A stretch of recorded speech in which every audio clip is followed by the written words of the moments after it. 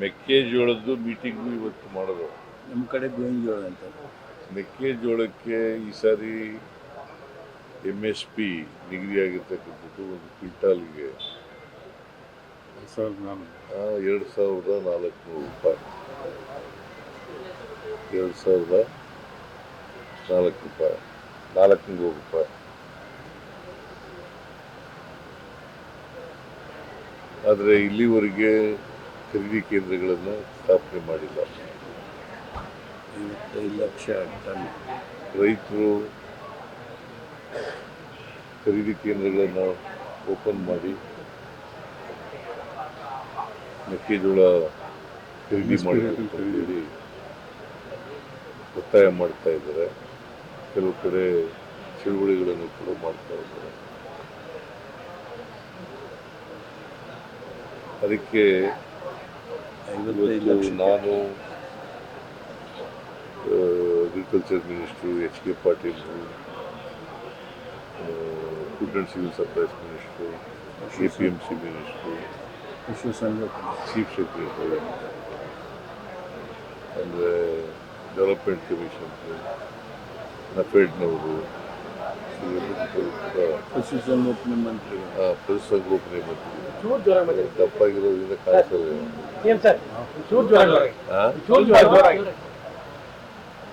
ಜೋರಾಗ ಕೇಳಿಸ್ತಾ ಇಲ್ಲ ನಿಮಗೆ?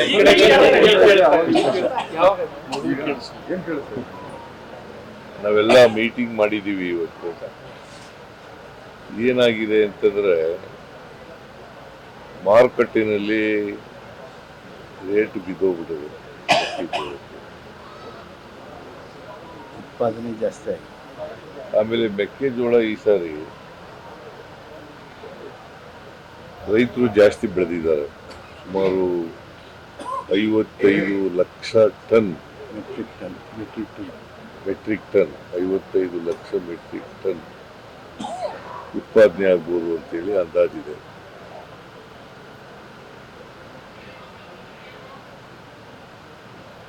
ಈ ಮಧ್ಯೆ ಇದು ಗೊತ್ತಿದ್ದು ಕೂಡ ಇಡೀ ಕರ್ನಾಟಕ ರಾಜ್ಯದಲ್ಲಿ ಇಷ್ಟು, ಇಡೀ ದೇಶದಲ್ಲಿ ಜಾಸ್ತಿ ಬೆಳೆದಿದ್ದಾರೆ. ಆದರೂ ಕೂಡ ಕೇಂದ್ರ ಸರ್ಕಾರ 70 ಲಕ್ಷ ಮೆಟ್ರಿಕ್ ಟನ್ ಮೆಕ್ಕೆಜೋಳವನ್ನು ಆಮದು ಮಾಡ್ಕೊತಾ ಇದೆ. ನಮ್ಮಲ್ಲೇ ಕೇಂದ್ರ ಸರ್ಕಾರದಲ್ಲಿ, ಆಮೇಲೆ ಭಾರತ ದೇಶದಲ್ಲಿ ಮತ್ತು ರಾಜ್ಯದಲ್ಲಿ ಯಥೇಚ್ಛವಾಗಿ ಬೆಳೆದಿದ್ದಾರೆ. ಅವರು 70 ಲಕ್ಷ ಮೆಟ್ರಿಕ್ ಟನ್ ಮೆಕ್ಕೆಜೋಳವನ್ನು ಆಮದು ಮಾಡ್ಕೋಬೇಕಾದಂಥ ಅಗತ್ಯ ಇರಲಿಲ್ಲ. ಯಾಕಂದರೆ ಭಾರತ ದೇಶದಲ್ಲಿ ಸಿಗ್ತಾ ಇತ್ತು. ಕರ್ನಾಟಕದಲ್ಲಿ ಕೂಡ ನಾವು 55 ಲಕ್ಷ ಮೆಟ್ರಿಕ್ ಟನ್ ಬೆಳೆದಿದ್ದೀವಿ. ಸೊ ಅಲ್ಲಿ ಮಾಡ್ಬೋದಾಗಿತ್ತು. ಸೊ ಅದು ಮಾಡಲಿಲ್ಲ. ಅದರಿಂದ ಪರಿಣಾಮ ಏನಾಗಿದೆ ಅಂತಂದರೆ ರೈತರು ಇವತ್ತು ಮೆಕ್ಕೆಜೋಳ ತಗೋತಾ ಇಲ್ಲ ಅಂತೇಳಿ ಮಾಡ್ತಾ ಇದ್ದಾರೆ, ಧರಣ ಮಾಡ್ತಾ ಇದ್ದಾರೆ, ಪ್ರತಿಭಟನೆ ಮಾಡ್ತಾರೆ. ಕೆಲವು ಕಡೆ ಮಾತ್ರ ಮಾಡ್ತಾ ಇದ್ದಾರೆ. ಆಮೇಲೆ ಕೇಂದ್ರದ ನೋಡಲ್ ಏಜೆನ್ಸಿಗಳಾದಂಥ ನಫೆಡು, NCCF,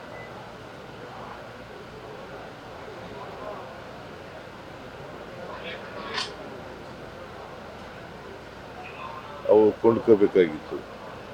ಅವು ಕೊಂಡ್ಕೊಳ್ತಕ್ಕಂಥ ಪ್ರಕ್ರಿಯೆನೇ ಮಾಡಿಲ್ಲ.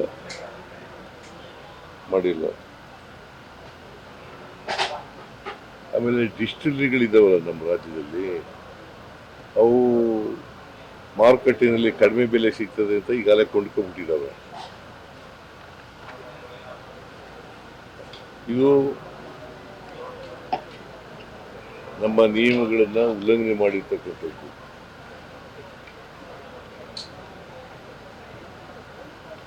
ನಿಯಮಾನುಸಾರ ಡಿಸ್ಟಿಲರಿಗಳು ಮೆಕ್ಕೆಜೋಳ ಕೊಂಡ್ಕೋಬೇಕಾಗಿತ್ತು. ಅವು ಕೊಂಡ್ಕೊಳ್ಳಲಿಲ್ಲ. ಈಗಾಗಲೇ ಮಾರುಕಟ್ಟೆಯಲ್ಲಿ ಕೆಲವು ಬಾರಿ ಕೆಲವು ಮಾರುಕಟ್ಟೆಯಲ್ಲಿ ಕಡಿಮೆ ಬೆಲೆಗೆ ಸಿಗ್ತಿತ್ತಲ್ಲ ಮಾರುಕಟ್ಟೆಯಲ್ಲಿ ಕೊಂಡ್ಕೊಂಡ್ಬಿಟ್ಟಿದ್ದಾರೆ. ಅದರಿಂದ ನಾನು ಡಿಸ್ಟ್ರಿಬ್ಯೂಟರ್ಗಳಿಗೂ ಕೂಡ ಮಾತಾಡುವಂತ ಹೇಳಿದ್ದೀನಿ ಅಧಿಕಾರಿಗಳಿಗೆ. ಮತ್ತೆ ಕೊಂಡ್ಕೊಳ್ತಕ್ಕಂಥ ಮಾರುಕಟ್ಟೆಗೆ ಎಂಟರ್ ಆಗ್ತಕ್ಕಂಥ ಕೆಲಸವನ್ನು ಮಾಡಬೇಕು.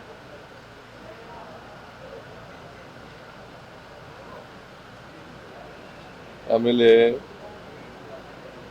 ಈ ಬೆಲೆ ಕುಸಿತದಿಂದ ಸಂಕಷ್ಟ ಎದುರಿಸ್ತಿರುವ ಮೆಕ್ಕೆಜೋಳ ಬೆಳೆದಿರ್ತಕ್ಕಂಥ ರೈತರಿಗೆ, ಉತ್ಪಾದನೆ ಮಾಡಿರ್ತಕ್ಕಂಥ ರೈತರಿಗೆ ರಾಜ್ಯ ಸರ್ಕಾರ ಎಲ್ಲ ರೀತಿಯ ಸಹಾಯವನ್ನು ಒದಗಿಸ್ಕೊಡ್ತಕ್ಕಂಥ ಕೆಲಸವನ್ನು ಮಾಡ್ತದೆ.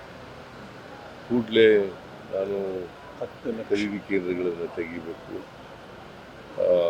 ಮಾರ್ಕೆಟಿಂಗ್ ಫೆಡರೇಷನ್ ಕೊಂಡ್ಕೋಬೇಕು ಅಂತೇಳಿ ಅವರಿಗೆ ಸೂಚಿಸಿದ್ವಿ. 10 ಲಕ್ಷ ಟನ್ 10 ಲಕ್ಷ ಟನ್ ಸುಮಾರು 10 lakh metric ton 10 lakh metric ton ಕೊಂಡ್ಕೋಬೇಕು ಅಂತ ಮಾಡಿದ್ದೀನಿ. ಖರೀದಿ ಕೇಂದ್ರಗಳನ್ನು ಸ್ಥಾಪನೆ ಮಾಡಬೇಕು. ಖರೀದಿ ಕೇಂದ್ರಗಳನ್ನು ಸ್ಥಾಪನೆ ಮಾಡಿ ಅದೇ ಖರೀದಿ ಕೇಂದ್ರ ಸ್ಥಾಪನೆ ಮಾಡಬೇಕು ಅದು ಹೇಳಿದ್ನಲ್ಲ, ಖರೀದಿ ಕೇಂದ್ರ ಸ್ಥಾಪನೆ ಮಾಡಬೇಕು ಅಂತ ಹೇಳಿದ್ದೀನಿ. ಆಮೇಲೆ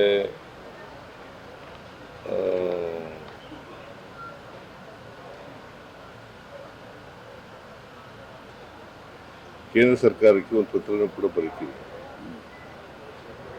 ಕೂಡಲೇ ಒಂದು ಪತ್ರ ಬರೀತೀನಿ, ನೀವು ಆಮದು ಜಾಸ್ತಿ ಮಾಡ್ಕೊಳ್ಳೋಕೆ ಹೋಗಬೇಡಿ, ನಮ್ಮಲ್ಲೇ ಮೆಕ್ಕೆಜೋಳ ಅವೈಲಬಿಲಿಟಿ ಇದೆ, ಅಲ್ಲೇ ತಗೊಳ್ಳಿ, ಅದರಿಂದ ಆಮದು ಮಾಡ್ತಿರ್ತಕ್ಕಂಥದ್ದನ್ನು ನಿಲ್ಲಿಸಬೇಕು ಅಂತ ಒತ್ತಾಯ ಮಾಡಿ ಬರೀತಕ್ಕಂಥ ಕೆಲಸವನ್ನು ಮಾಡ್ತೇನೆ. ಆಮೇಲೆ ಈಗಾಗಲೇ ಡಿಸ್ಟ್ರಿಕ್ಟ್ಗಳ ಜೊತೆ ಕೂಡ ಮಾತಾಡಬೇಕು ಅಂತ ಹೇಳಿದ್ದೀವಿ. ಒಟ್ಟಾರೆಯಾಗಿ ಫೈನಾನ್ಸ್ ಸೆಕ್ರೆಟರಿ ಆ ಮೀಟಿಂಗ್ ಮಾಡ್ತಾರೆ. ಇವತ್ತು ಫೈನಾನ್ಸ್ ಸೆಕ್ರೆಟರಿ ಮೀಟಿಂಗ್ ಮಾಡ್ತಾರೆ. ಮೀಟಿಂಗ್ ಮಾಡಿ ಇದನ್ನ ಈ ಸಮಸ್ಯೆ ಏನಿದೆ ಈ ಸಮಸ್ಯೆಯನ್ನು ಬಗೆಹರಿಸ್ತಕ್ಕಂಥ ಪ್ರಯತ್ನವನ್ನು ಮಾಡ್ತಾರೆ. ಮೊನ್ನೆ ಪ್ರೈಮ್ ಮಿನಿಸ್ಟರ್ ಭೇಟಿಯ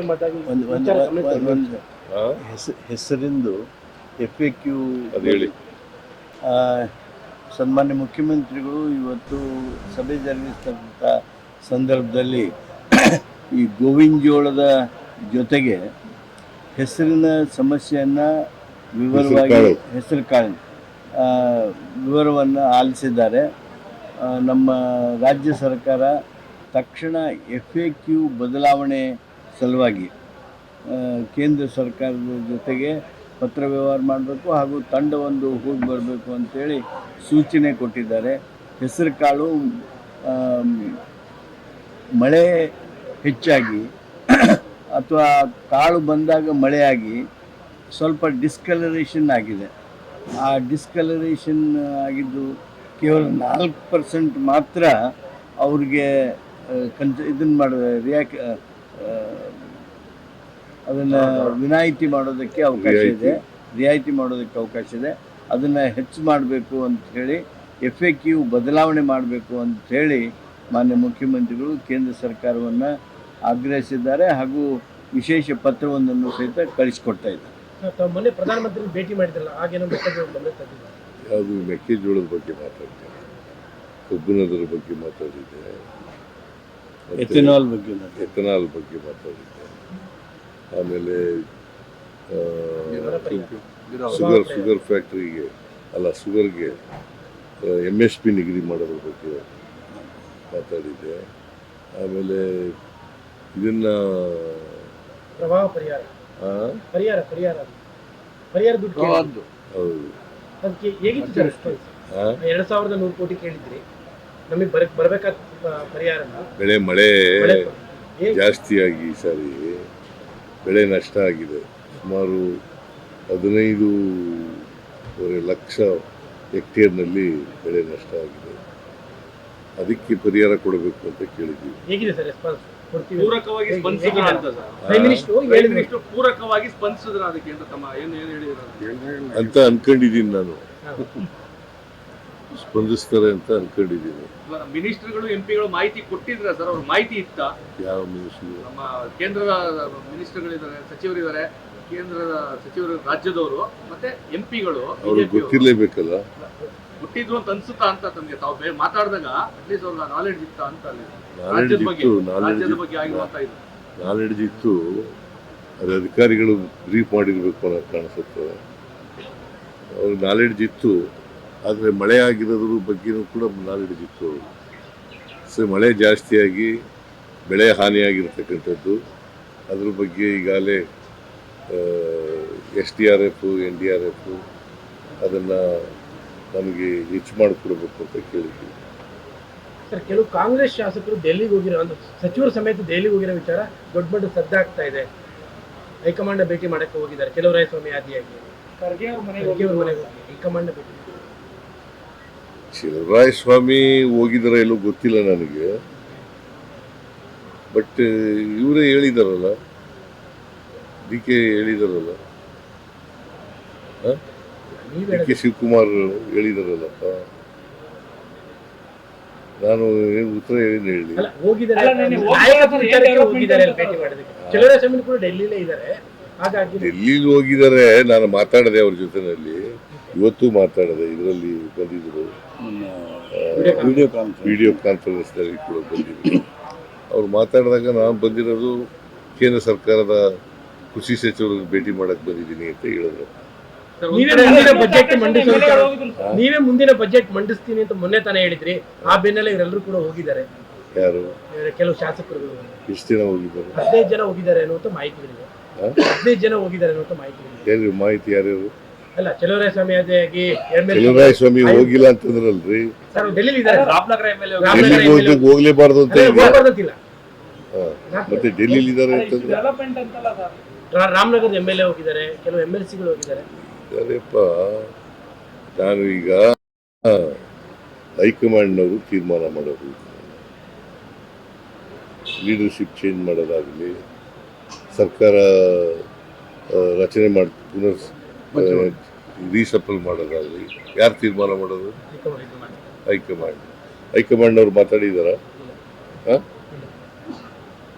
ಏನು ಮಾಡೋಕ್ಕಾಗಲ್ಲ. ಈಗ ಕೆಲವರು ಹಿಂದೇನು ಮಾತಾಡ್ತಿದ್ರು, ಈಗಲೂ ಹೋಗಿದ್ದಾರೆ. ಅಂತಿಮವಾಗಿ ಹೈಕಮಾಂಡು ಏನು ತೀರ್ಮಾನ ಮಾಡ್ತದೆ ಅದನ್ನು ನಾನು ಕೇಳಬೇಕು, DK ಶಿವಕುಮಾರ್ ಕೇಳಬೇಕು, ಎಲ್ಲರೂ ಕೇಳಬೇಕು.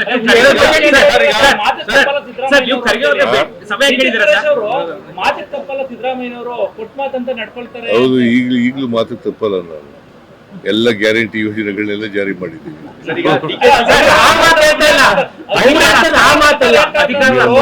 ಅವ್ರು ಹೇಳ್ತಿರುವಂತದ್ದು ಬೇರೆ ಅಧಿಕಾರ ಅದು ಹೈಕಮಾಂಡ್ ಅವ್ರು ಏನ್ ತೀರ್ಮಾನ ಮಾಡ್ತಾರೆ ಅದು ಮಾಡ್ಬೇಕು. 2 ಬಜೆಟ್ ಮಾಡ್ತೀರಾ ಸರ್? ಹೌದು, 2 ಬಜೆಟ್. ಯಾವುದು? ನೀನ್ ಯಾಕೆ ಅದನ್ನ ಕೇಳ್ತಾ ಇದ್ದೀನಿ? ಬಜೆಟ್ ಮಾಡ್ತೀನಿ. ಹೌದು, ನಾನೇ ಮುಂದುವರಿತೀನಿ. ಬಜೆಟ್ನು ನಾನೇ ಮಂಡಿಸ್ತೀನಿ. ಯಾರು? ಖರ್ಗೆ ಅವರೇ ಬೆಂಗಳೂರು ಬರ್ತಾ ಇದ್ದಾರೆ. ಇವತ್ತು ಬೆಂಗಳೂರು ಬರ್ತಾ ಇದ್ದಾರೆ. ಬಂದಾಗ ನಾಳೆ ಭೇಟಿ ಮಾಡ್ತಾರೆ. ಏನ್ ಇಷ್ಟೊತ್ತು ಗಂಟೆ ಹೇಳಿದ್ದೇನೆ, ನಾಳೆ ಭೇಟಿ ಮಾಡ್ತೀನಿ ಅಂತ ಗೊತ್ತಾಗಲ್ಲ ನಿಮ್ಗೆ. ಸರ್, DK ಶಿವಕುಮಾರ್ ಅವರು ಸ್ಪಷ್ಟಪಡಿಸಿದ್ರೆ ಮಾತನಾಡಿದರೆ, ಆದ್ರೆ ಕೆಲ ಕಾಂಗ್ರೆಸ್ ಶಾಸಕರು ಪ್ರಮುಖವಾಗಿ ರಾಮನಗರದವರು ಬಹಿರಂಗವಾಗಿ ಮಾತನಾಡೋದು ಮತ್ತೆ ಶುರು ಮಾಡಿದ್ದಾರೆ. ಸೊ ಶಾಸಕರುಗಳು ಮಾತಾಡಬೇಡಿ ಅಂತ ಹೇಳಿ ಒಂದು ಕರೆ ಕೊಟ್ಟಿತ್ತು, ಆದ್ರೂ ಮಾತಾಡ್ತಾ ಇದ್ದಾರೆ ಅಂತ ಹೈಕಮಾಂಡ್ನವರು ಹೇಳಿದಾರ? ಅವ್ರು ಏನ್ ಹೇಳ್ತಾರೆ ಅದರ ಪ್ರಕಾರ ನಡ್ಕೊಳ್ಳೋದು.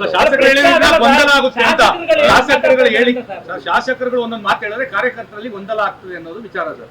ಅದಕ್ಕೆ ಹೈಕಮಾಂಡ್ ಏನ್ ತೀರ್ಮಾನ ಮಾಡ್ತದೆ ಅದು ಎಲ್ರೂ ಕೂಡ ಭದ್ರಾಗಬೇಕು. ಶಾಸಕರು ಭದ್ರಾಗಬೇಕು, ಮಂತ್ರಿಗಳು ಭದ್ರಾಗಬೇಕು, ನಾನು ಭದ್ರಾಗಬೇಕು, ಡೆಪ್ಟಿ ಚೀಫ್ ಚೀಫ್ ಮಿನಿಸ್ಟರ್ ಶಾಸಕರಿಗೆ ಹೇಳ್ಬಿಡಿ ಕಠಿಣವಾಗಿ ಮಾತಾಡೋದು ಬೇಡ, ಯಾಕೆ ಹೈಕಮಾಂಡ್ ಮಾತಾಡ್ಲಿ ಅಂತ. ಯಾರಿಗೆ ನೀವು ಸಲಹೆ ಕೊಡ್ಬೋದಾ ಅಂತ ನಿಮ್ಮ ಶಾಸಕರಿಗೆ? ಯಾಕಂದ್ರೆ ಅಲ್ಲಿಂದ ಹೈಕಮಾಂಡ್ ಏನ್ ಹೇಳ್ತದೆ ಅದೇ. ಹೈಕಮಾಂಡ್ ಯಾವಾಗ ಹೇಳುತ್ತೆ ಸರ್? ಹೈಕಮಾಂಡ್ ಯಾವಾಗ ಹೇಳ್ಬೋದು? ಹೇಳ್ತೀವಿ. ಯಾವಾಗ ಹೇಳ್ಬೋದು ಅಂತ ಸರ್? ಯಾವಾಗ ಹೇಳ್ಬೋದು? ಕೇಳು. ಹೈಕಮಾಂಡ್